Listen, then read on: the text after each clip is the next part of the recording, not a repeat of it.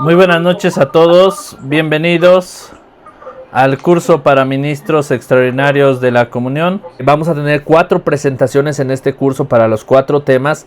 Vamos a comenzar en el nombre del Padre, del Hijo y del Espíritu Santo. Amén. Ven Espíritu Santo, llena los corazones de tus fieles y enciende en ellos el fuego de tu amor.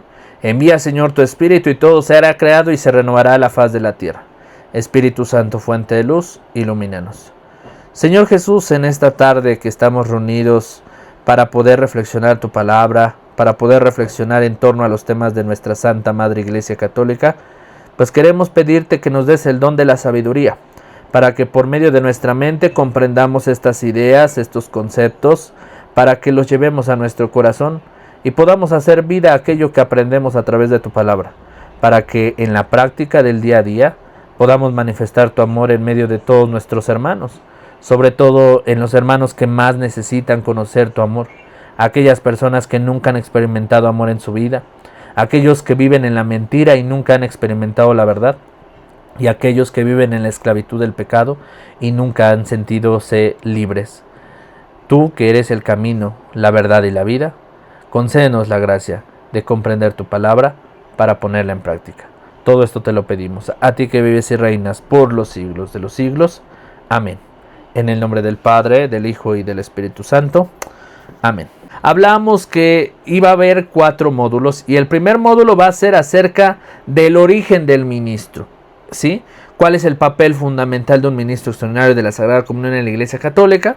En el tema número 2 hablaremos acerca de el ministro y su relación que hay con la liturgia, ¿sí? El ministro se va a enfrentar a la liturgia y va a experimentar los sacramentos, los objetos litúrgicos, los libros litúrgicos, las posturas, va a dar la comunión, cómo dar la comunión dentro y fuera de la misa, cómo visitar al enfermo, cómo exponer el Santísimo. Todas estas partes son parte de la liturgia y lo veremos en el segundo módulo. El tercer módulo estará enfocado a la predicación, todo lo que tiene que ver con predicar y comunicar el mensaje de Dios de una manera clara. Y en el cuarto módulo hablaremos acerca de la vida espiritual del ministro.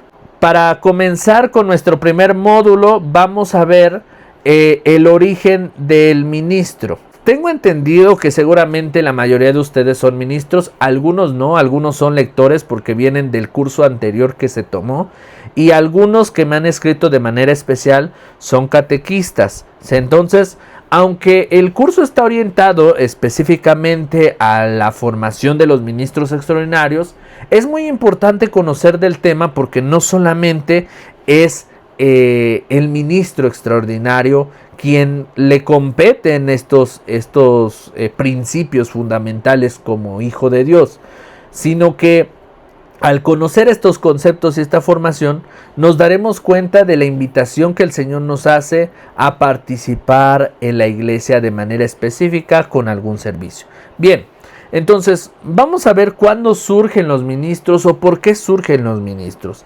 Y nos dice el texto que este texto es sacado de la Sacrosanctum Concilium del Concilio Vaticano II.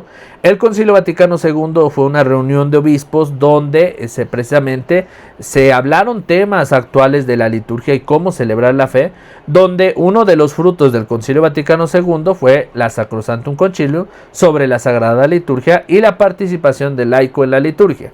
Y ahí nos dice que el ministro extraordinario de la Sagrada Comunión es un laico comprometido con la iglesia para asistir en algunas de las necesidades de la iglesia en donde no haya un sacerdote o diácono, ¿sí?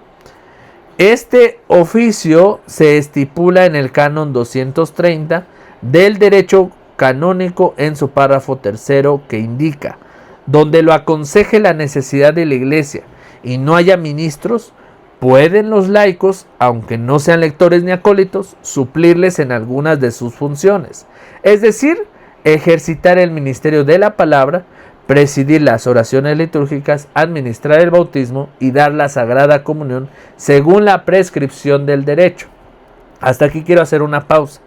El ministro extraordinario, en pocas palabras, es una persona llamada por Dios a través del párroco, se acerca y él va a poder realizar actividades que en teoría hace el sacerdote, pero que no del todo puede hacer el ministro extraordinario, ¿sí? El ministro laico.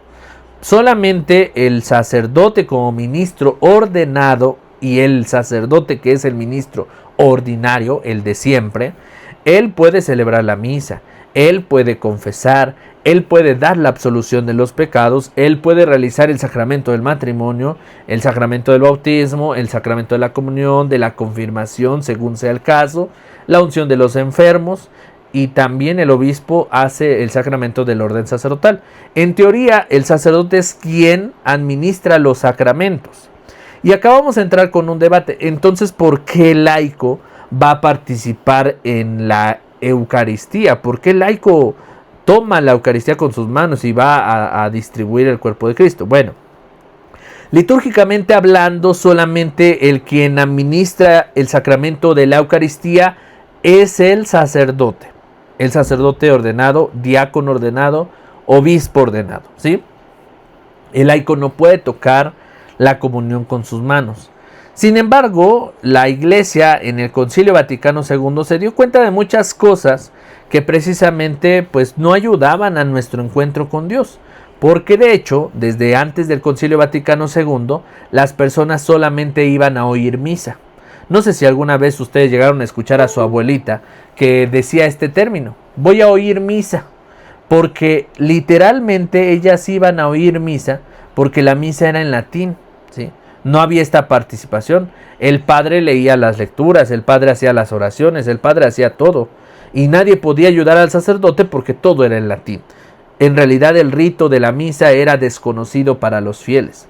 Después del Concilio Vaticano II va a haber la participación del laico, porque no solamente es el ministro extraordinario quien va a ayudar, sino los monaguillos. Por ejemplo, antes los monaguillos no podían estar en el altar porque se consideraba el presbiterio.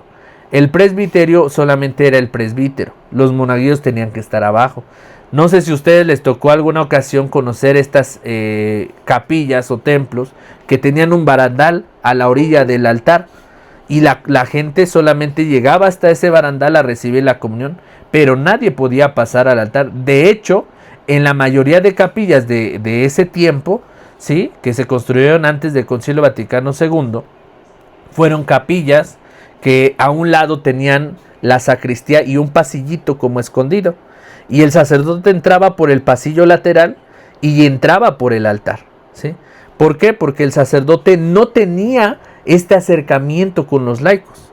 De hecho, por eso la gente, antes del Concilio Vaticano II, era muy común y era muy normal que la gente le besara la mano al sacerdote. ¿Y saben por qué? Porque no era común ver a un sacerdote. Cuando las personas encontraban a un sacerdote, pues era algo extraordinario, era como encontrarte a alguien importante, y besarle la mano era un signo de respeto, ¿sí? Que incluso hasta no le podrías dirigir como la mirada al Padre, porque era la presentación de Dios mismo, la presentación de Jesús aquí en la tierra. Y por eso es que nadie tenía este acercamiento con el sacerdote. Antes del Concilio Vaticano II, por ejemplo, los confesionarios. ¿Cómo era el confesionario? Era una casita de madera donde nadie se podía ver el rostro. De hecho, los confesionarios tenían una cortinita, ya sea de madera o cortina de tela, donde no se veían y solamente se escuchaba el laico con el sacerdote. Ni uno ni otro se podía ver el rostro. Solo el sacerdote escuchaba los pecados, ¿sí? El sacerdote era una figura consagrada al Señor y al mismo tiempo reservada para la celebración litúrgica. Nada de que el sacerdote lo podías ver en la calle comprando en el mercado, o que de momento fue a visitar a fulanito de tal. No lo veías en la calle. El sacerdote era un sacerdote de parroquia, ¿sí? Por eso, no sé, seguramente una de las películas que nos puede llevar un poquito más a la realidad de lo que se vivía al Concilio Vaticano II fue la película, no sé si ustedes han visto, la película de Cantinflas del Padrecito. Incluso en esa película, aunque es una película cómica, él predica desde el púlpito, que el púlpito era el lugar donde se predicaba en alto, no desde el ambón. Hay muchas referencias. De hecho, el sacerdote también utilizaba un gorrito con la sotana todo el tiempo. Este gorrito, no recuerdo ahorita su nombre, pero esa era la vestimenta y todo el tiempo tenía que estar el sacerdote así. Después del Concilio Vaticano II, en pocas palabras, ¿qué es lo que sucedió? Que el sacerdote tenía que salir al encuentro del cristiano. Y entonces ya, por eso decía la iglesia, ya no buscamos sacerdotes con sotana, buscamos sacerdotes que se entreguen, ¿sí? Que huelan a pastores, ¿sí? Que huelan a olor de oveja, que les guste pastorear al rebaño de Dios, ¿sí? Y por eso es que después del Concilio Vaticano II va a cambiar todo. El sacerdote va a tener la misa en todos los idiomas, va a poder el laico participar en las lecturas, el laico va a poder ser ministro y ayudarle a distribuir la comunión. El laico va a poder participar como monaguillo en el altar. Se van a quitar estos barandales que no teníamos acceso a subir al altar. Hoy en día hasta los niños suben al altar a darle la paz al Padre, ¿sí? Todo eso pasó en esta reforma litúrgica en el Concilio Vaticano II. Fue algo tan maravilloso porque nos dio este acceso a Dios, refiriéndonos al Evangelio donde Jesús dice: dejad que los niños vengan a mí, ¿sí? Y ustedes deben ser como niños, porque los niños no se preocupan por su imagen. Los niños no se preocupan por el qué pasará mañana. Los niños viven sin preocupaciones y los niños viven disfrutando el día a día. Por eso Jesús nos invitaba a vivir esa participación. Pero acá viene lo importante de este curso. Aunque después del Concilio Vaticano II a los laicos se nos da este acceso, va a haber pues un gran dilema y una consecuencia de todo esto. Al tener acceso a lo sagrado, el laico puede sabotearlo y puede acostumbrarse tanto a lo sagrado que le quite el valor a lo sagrado el mismo católico. ¿Qué pasa ahora, hermanos? Cuando vemos a un sacerdote. Ay, pues si el sacerdote es igual que nosotros, también se enoja, también pelea, también se pone triste, también se preocupa, ¿sí? ¿Por qué? Porque como estamos en contacto con el Padre, pues el Padre ya es bien cercano a nosotros. A mí me ha tocado ver ministros que hasta le hablan de tú al Padre, ya ni le dicen Padre, ya le hablan por su nombre.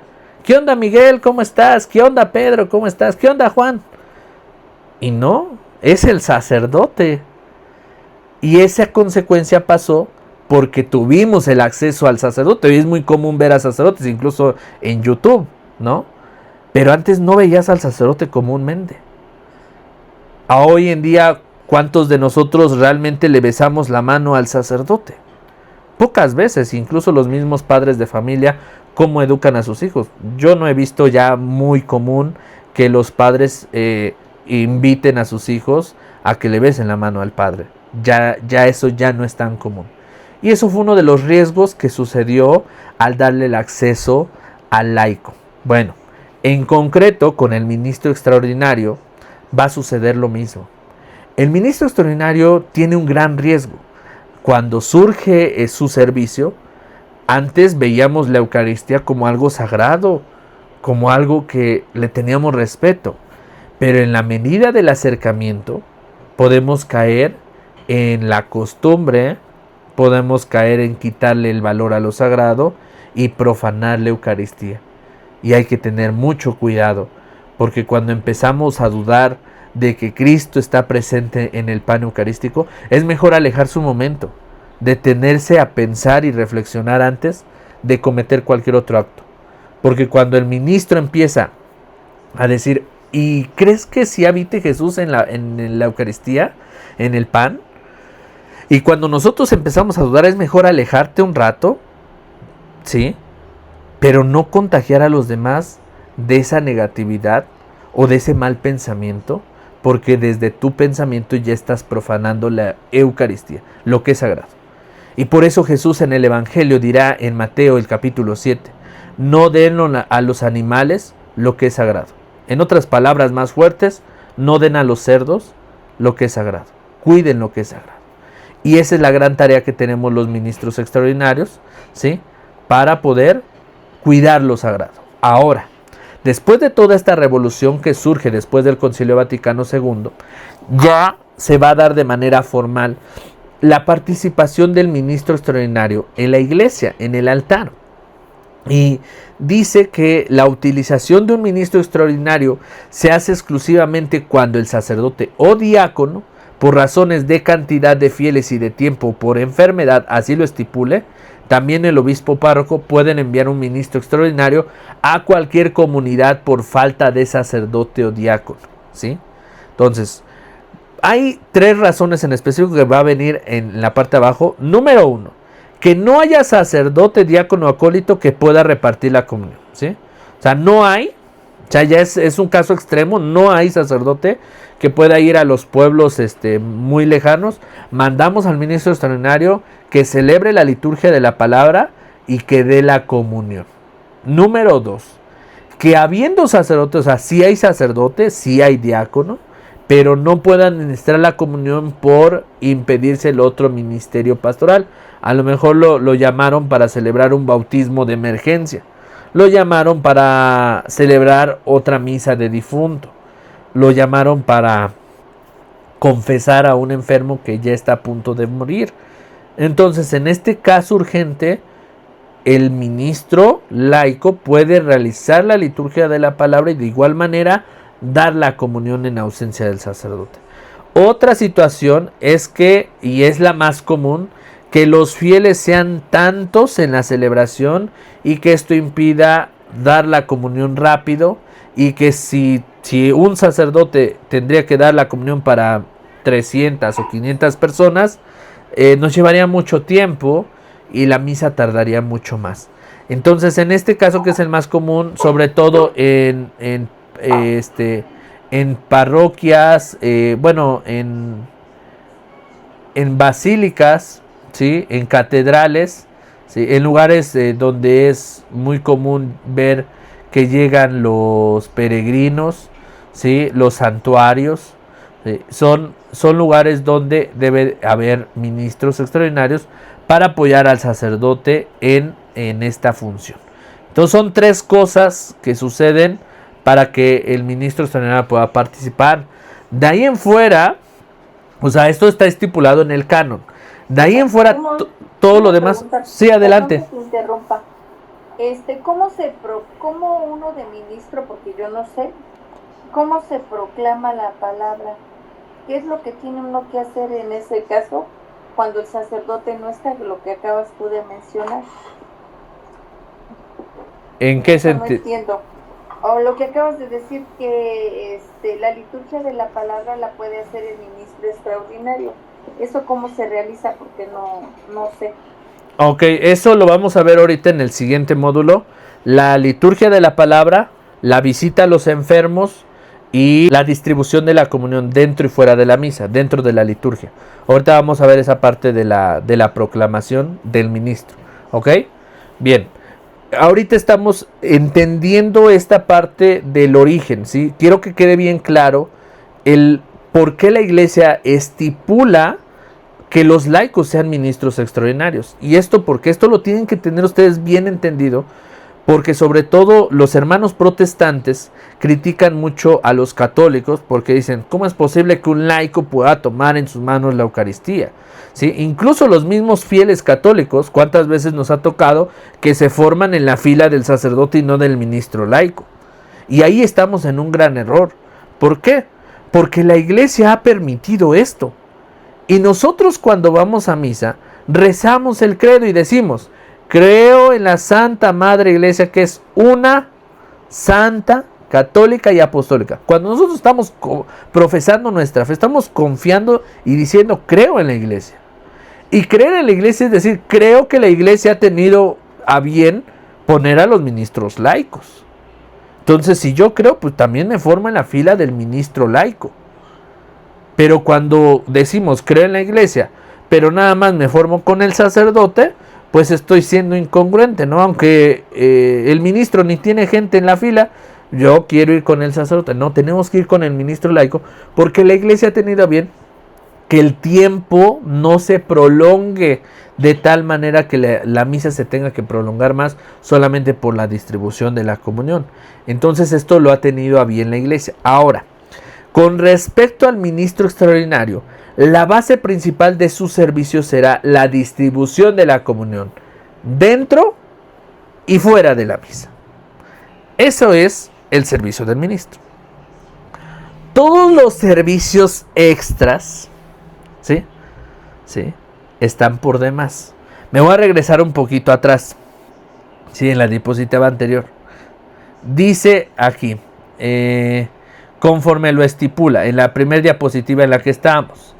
En este oficio se estipula, y lo voy a hacer un poquito en grande, ¿sí? Dice, donde lo aconseje la necesidad de la iglesia y no haya ministros, pueden los laicos, aunque no sean lectores ni acólitos, que ese es otro tema que vamos a tocar porque hay ministros de lectorado y acolitado, aunque ustedes no estén ordenados ni acólitos ni lectores, ustedes como laicos pueden suplir al sacerdote en sus funciones como ejercitar el ministerio de la palabra, es decir, la liturgia de la palabra, presidir las oraciones litúrgicas como laudes, vísperas completas, administrar el bautismo, es decir, el bautismo de emergencia, y dar la Sagrada Comunión según la prescripción del derecho. Aquí no se ha actualizado, pero también el ministro extraordinario puede exponer el Santísimo, puede reservarlo, no puede dar la bendición con el Santísimo, pero puede exponerlo y puede reservarlo. Y puede dar la comunión fuera de la misa, sobre todo con los enfermos. Esa es la misión en concreto del ministro extraordinario, en donde el sacerdote no puede ir a predicar, no pueda realizar estas oraciones litúrgicas, el ministro va a ayudar, ¿sí? Y de ahí va a venir la participación en la liturgia, ¿sí? Todo lo que veremos en adelante. Pero es muy importante que sepamos que estas funciones nos van a exigir a nosotros ser hombres y mujeres de bien. Lo dice aquí en esta diapositiva. El carácter de un ministro extraordinario. Entonces, ¿por qué es extraordinario? Porque se trata de un hombre o una mujer laico que ha tomado un curso especial y ha sido instituido para poder distribuir la comunión en misa y también llevarla a quienes por razones de salud o ancianidad no pueden acudir a la iglesia. Entonces, eso es lo más importante, dar la comunión dentro y fuera de la misa. Esa es la parte importante del ministro, ¿sí? Dar la comunión dentro y fuera de la misa. Todo lo demás, pues como la palabra lo dice, está por demás, pero sobre todo es dar la comunión dentro y fuera de la misa. Por eso el sagrario. El sagrario tiene su origen precisamente en los enfermos. No hay necesidad o no había necesidad de hacer un sagrario en los templos, porque Jesús se hace presente y se actualiza cada que celebramos la misa. Sin embargo, se crea un sagrario para guardar el cuerpo de Cristo en reserva de lo que pueda suceder estos días que no se celebre la misa, aunque en las parroquias se celebra todos los días la misa. Puede llegar a suceder una situación de emergencia, por ejemplo, un enfermo que esté a punto de morir y se le tenga que llevar la comunión, o una persona que cayó enferma, cayó en cama y ya no va a poder ir a misa, pues se le va a llevar la comunión hasta su casa. Entonces esta comunión que se guarda en el sagrario es la reserva para los momentos de urgencia o emergencia, ¿sí? Pero no debemos de abusar de esto, y esto lo comento porque hoy en día algunos sacerdotes y algunos ministros extraordinarios abusan de este sagrario. Como tenemos el sagrario y como está el cuerpo de Cristo ahí, cuando hacemos la hora santa, la exposición del Santísimo, algunos dan la comunión después de la hora santa. Termina la hora santa, se reserva el Santísimo, ya sea que el sacerdote les da la comunión o el ministro extraordinario les da la comunión, guarda el cuerpo de Cristo en el sagrario. Eso no está permitido, porque el sagrario en ningún momento es para guardar el cuerpo de Cristo y dárselo a los laicos que van a la exposición del Santísimo. Para poder recibir la Eucaristía, tenemos que participar íntegramente de la liturgia de la palabra y la liturgia eucarística. Por eso es la misa, para recibir la palabra de Dios y recibir su cuerpo y su sangre. No nada más porque voy a la adoración ya voy a recibir el cuerpo de Cristo, no tiene sentido. ¿Sí? No tenemos que abusar del sacramento y ir solamente porque está el sagrario y consumir el cuerpo de Cristo. Es como si yo todos los días fuera yo al sagrario, hago mi oración de 5 minutos y comulgo el cuerpo de Cristo. La pregunta es entonces, ¿por qué no voy a misa todos los días? Si quiero comulgar, tengo que ir a misa todos los días. Eso no es correcto.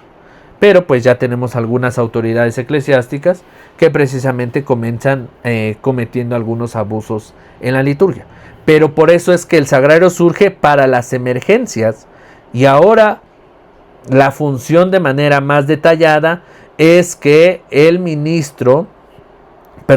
sagrario sea un lugar para poder platicar con Jesús, ¿sí? Un momento a solas con Jesús de rodillas, etcétera, pero en ningún momento llegar a abrir el sagrario, aunque yo sea el ministro coordinador de toda la parroquia, llego y abro como Juan por mi casa. No se puede, ¿sí? No podemos llegar y como que nosotros mismos autorizarnos, pues hoy quiero consumir el cuerpo de Cristo, voy, abro el sagrario, tomo una hostia, la comulgo y vuelvo a cerrar el sagrario. No. Solamente eso está reservado para las personas que no pueden ir al templo a recibir la comunión, ¿sí? Ahorita en el siguiente módulo hablaremos precisamente de algunos abusos que se han vivido en la liturgia. Ahora, para ir ya intronizando este tema con la realidad que vive el ministro, sobre todo el ministro, en una segunda parte, es que después de que el ministro da la comunión dentro de la misa, también su parte fundamental del ministro extraordinario es fuera de ella. Sobre todo la misión más importante de un ministro extraordinario es visitar a los enfermos. Esa es la misión fundamental, dado que el sacerdote por diferentes actividades pastorales no le permite el tiempo, pues a veces en la medida en que puede ir a visitar a 1 o 2 enfermos, pero visitar a todos los enfermos de la comunidad es difícil para el sacerdote. Por eso se apoya del ministro laico, quien va a realizar el rito de la comunión, va a recoger el cuerpo de Cristo, hará una procesión del silencio, en silencio y oración, va a hacer una bienvenida, un saludo, va a presentar el Santísimo y va a comenzar la liturgia de la palabra. Ya sea que leamos todas las lecturas de la misa del domingo o solamente leemos la lectura del Evangelio. Eso es opcional. Ahorita lo vamos a ver a detalle en la visita a los enfermos. Y va a finalizar con un silencio propio dándole la comunión al enfermo. Esto es prácticamente lo que va a realizar el ministro de manera concreta. Otra cosa que el ministro extraordinario también va a realizar de manera concreta en esta colaboración con el sacerdote es la liturgia de la palabra. La liturgia de la palabra llevará estos pasos, que es similar a la misa, pero sin consagración. Entonces tendremos saludo, acto penitencial, gloria, lecturas, evangelio, homilía, que la homilía se va a sustituir por una reflexión, credo, plegaria universal. Un ministro extraordinario, al momento en el cual va a llevar la comunión al enfermo, puede dar la paz, o sea, decir la paz esté con ustedes. Sí, ahorita lo vamos a revisar en las 5 formas de visitar a los enfermos, pero ojo, y de una vez lo aclaro, en el tema de algunos saludos, ahí en el misal romano marca que el ministro que está dirigiendo la oración dice: el Señor esté con ustedes y con tu espíritu, o dense fraternalmente la paz. Sobre todo el Señor esté con ustedes es una frase que es un saludo especial que utiliza solamente el ministro ordenado, ¿sí? Que de hecho desde el inicio, cuando el sacerdote dice el Señor esté con ustedes y con tu espíritu, ¿sí? Cuando dice en el nombre del Padre, del Hijo y del Espíritu Santo, hay algunos que inician la gracia y la paz de parte de Dios nuestro Padre y Jesucristo el Señor esté con todos ustedes y con tu espíritu. Esos saludos son especiales del sacerdote. Aunque en el rito de la paz, como parte del rito, nosotros podemos decir la forma: el Señor esté con ustedes, la paz del Señor esté siempre con todos ustedes y con tu espíritu, dense fraternalmente la paz. Podemos hacerlo, no tiene nada de malo. Sin embargo, yo en el documento que ahorita vamos a ver, omití esa parte de la paz del Señor. ¿Por qué? Porque a veces no está bien visto por la comunidad, que aunque no tiene esta formación, pues a veces no lo comprenden y piensan que estamos cayendo en una irregularidad.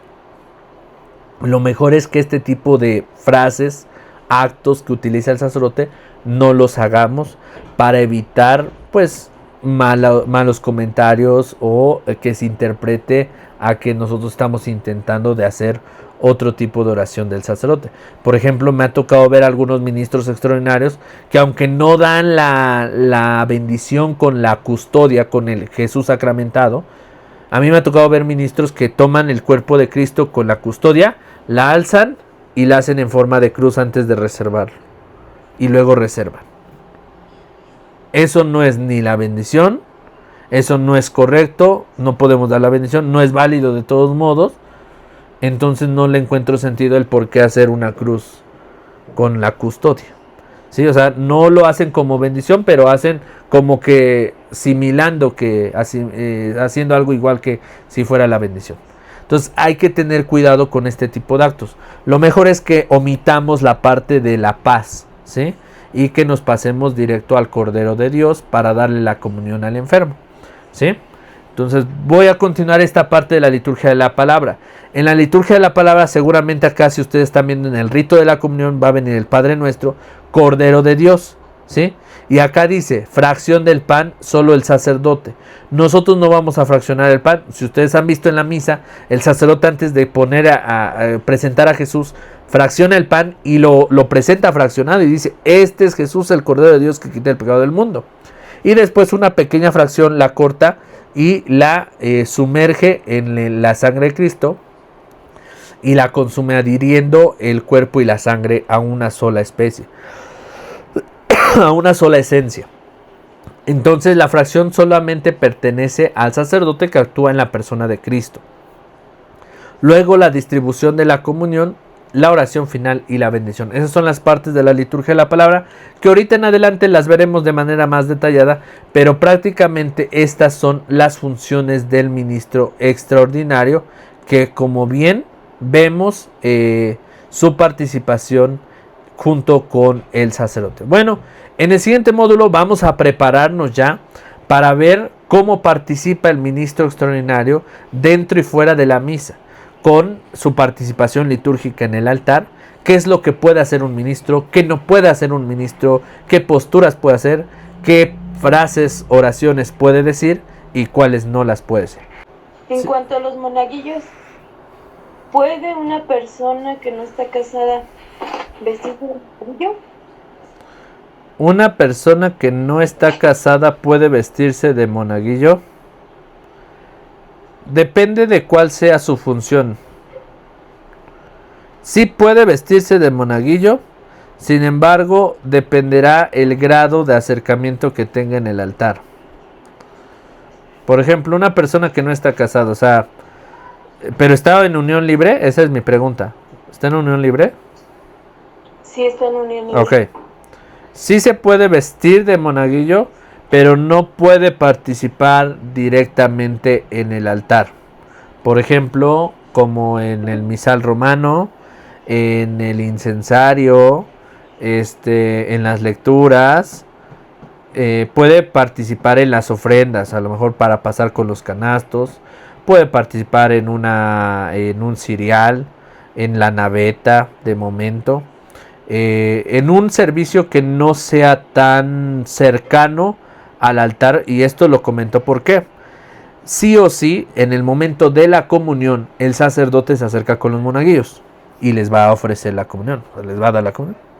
Entonces imagínense una persona ya adulta que no está casada, vestido de monaguillo, y que el sacerdote le diga el cuerpo de Cristo y que esta persona diga no puedo, pues toda la comunidad se va a escandalizar y va a decir, ¿por qué no comulga, no?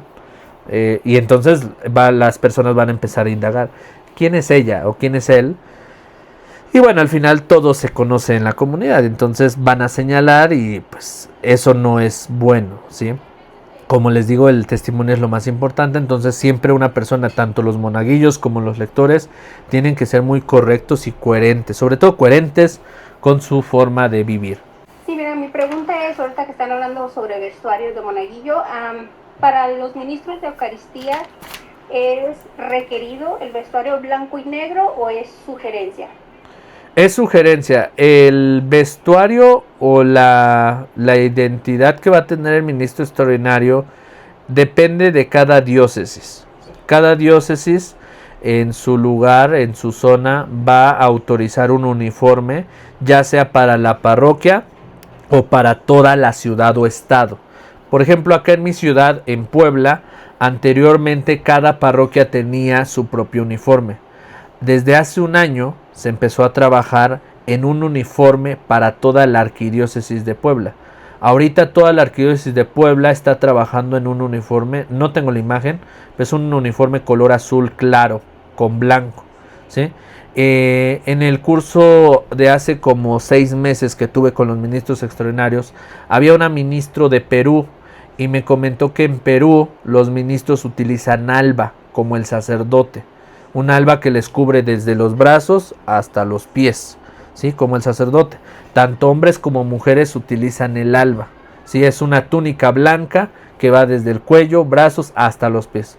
Y yo me comentaron porque hay una parte que vamos a ver ahorita en la liturgia donde el ministro no se puede poner el alba porque a veces confunde a los fieles, sobre todo los varones.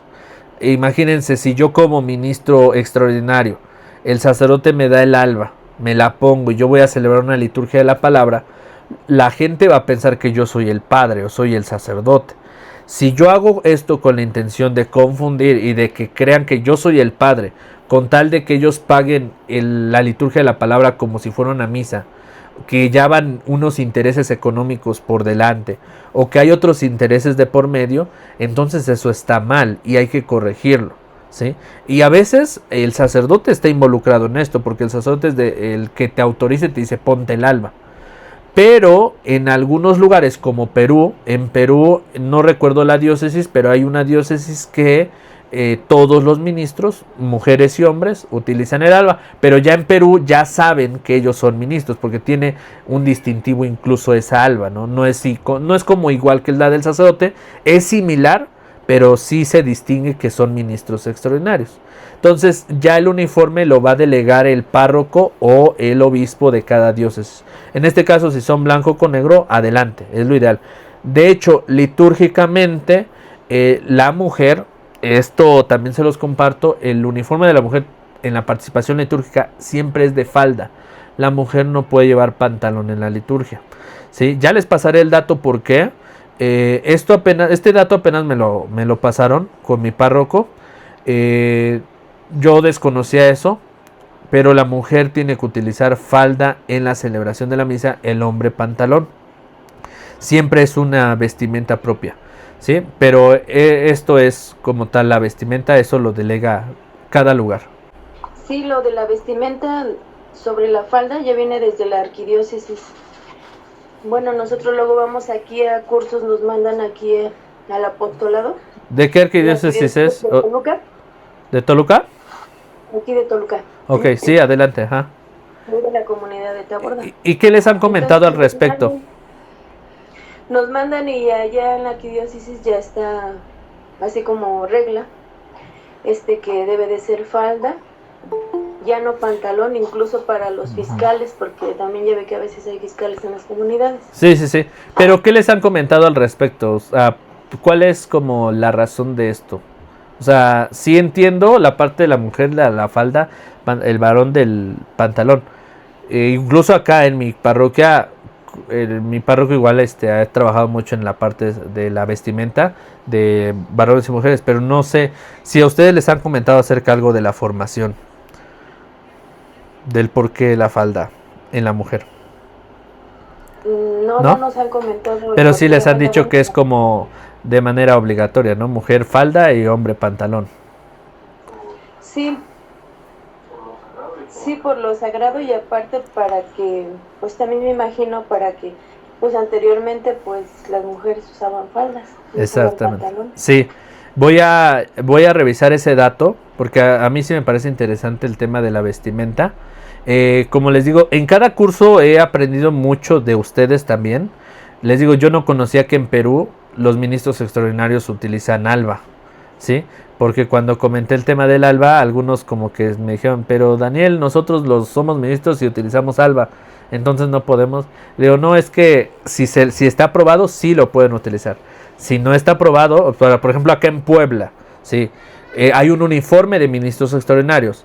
Y si yo como varón me pongo el alba de un sacerdote, queriendo dar a mostrar que soy como el Padre, pues eso ya tiene otras intenciones y eso ya es una irregularidad, ¿sí? O sea, ya eso es cometer incluso un pecado por abusar de lo sagrado.